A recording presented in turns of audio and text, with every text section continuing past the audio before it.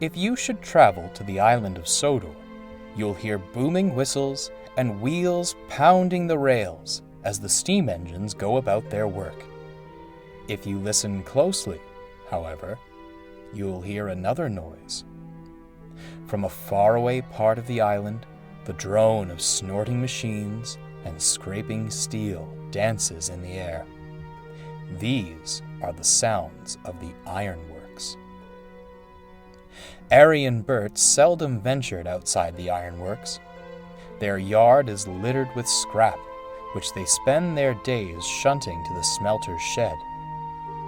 Lately, there seemed to be more to melt down than ever. The Diesels enjoyed their grim work, but it was evident they needed help. One evening, Arry and Bert were resting when a familiar horn cut through the air. Diesel slunk into the yard, a train of scrap in tow. Well, well, well. If it isn't Mr. Revolutionary himself. Come to take the weight of our buffers, eh? If I must. Though I should be out taking work from those rotten steam engines on the main line, not tucked away here. I'll bet. Well, we'd love to be dazzled by your greatness. Take your train to the shed and we'll get started. Mind yourself round here. Strange goings on lately. Bert was trying to be helpful, but he'd made the mistake of giving Diesel an inch. Later, Bert was moving trucks into the smelter's shed. Fog had descended on the yard, and he had to move slowly.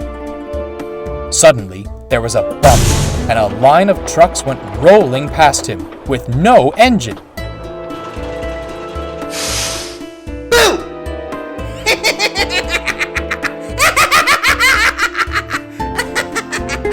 Are you quite done? Excuse me? You're meant to be helping us. Don't know why you've bothered to come. Arry and I can do this ourselves.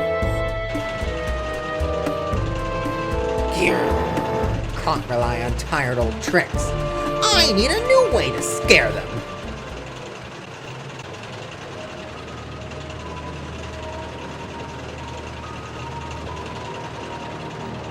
Filth. Though perhaps they have some use. Now, which one to scare them with? Plenty to oof! Diesel had been so lost in thought, he didn't notice what sat at the end of his line. Hey! Watch where you're going, you eep! Diesel stopped short. The state of the engine's decay hit him all at once. Its side rods had been ripped off, and patches of corrosion riddled its boiler. Though its smokebox door was missing, it seemed to be staring at him. Silly me, getting spooked by this wreck. Spooked? Yes, it's perfect! This'll get them! Slowly, Diesel pushed the hulking mass out of the siding. It creaked and rocked along the rails, as if it might collapse at a moment's notice. Diesel didn't care. He was eager to spook the twins. Let's see them keep their nerve when this comes creeping up behind them. It was a good trick, and certainly would have given a great scare, if only it had worked. Diesel slowed down, but the engine didn't. Its old coupling snapped, and any brakes it once had were long since disintegrated. Diesel watched in horror. It shot past Arry and Bert, disappeared into the smelting shed, and all was silent. But not for long. The foreman came stomping and cursing out of the shed. Uh-oh. What the devil do you think you're playing at? I've half a mind to drag you in here and scrap you myself with a little stunt. You take that iron beast back where you found it this instant, and you can stay with it unless you plan on smartening up. Speechless, Diesel rolled into the shed. The engine was still, its front nestled against the buffers at the end of the line. The red glow of molten steel flashed across its old boiler. My sleep. Who's there? Disturb my sleep. Very funny, you two. Truly terrifying. He looked back. Arry and Bert were nowhere to be seen. It was just him and the engine.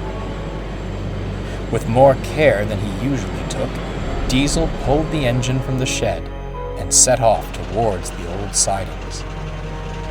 As he pushed it back where it came from, the fog grew thicker and brought with it an eerie stillness.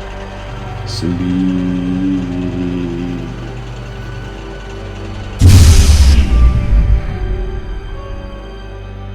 Huh?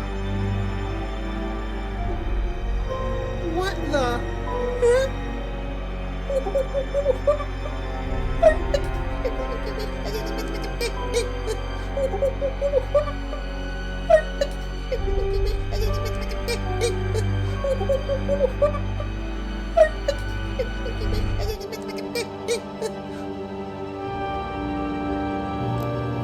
You disturb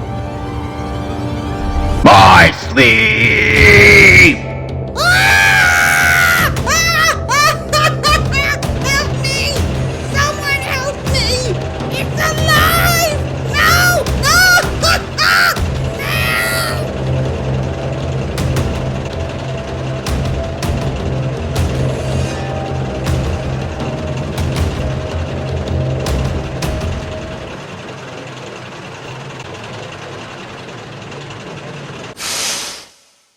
Where have you been? Trying to leave all the work for us, eh? I'm sorry. I'll get right back to work. For the rest of the night, Diesel didn't say a word. He worked without fuss and gave the twins a run for their money. Even the foreman was impressed. All the while, he kept looking back towards the sidings, just to make sure he wasn't being followed or haunted. When the work was done, he wanted to go home. No chance tonight, old fella. With fog like this, we're never gonna make it back. Reluctantly, Diesel backed down next to Bert in the shed. Strange things happening around here. Oh yes, very strange things. The twins fell asleep, but Diesel stayed awake. It must have opened the fog. Yes, that's it. That's the last time I let those Ironworks imbeciles fool me. I'll bet it was all their doing. Let them wait. I'll get them one of these days. With that, Diesel fell asleep, having assured himself the old engine and its ghostly companions were all in his mind. Or were they?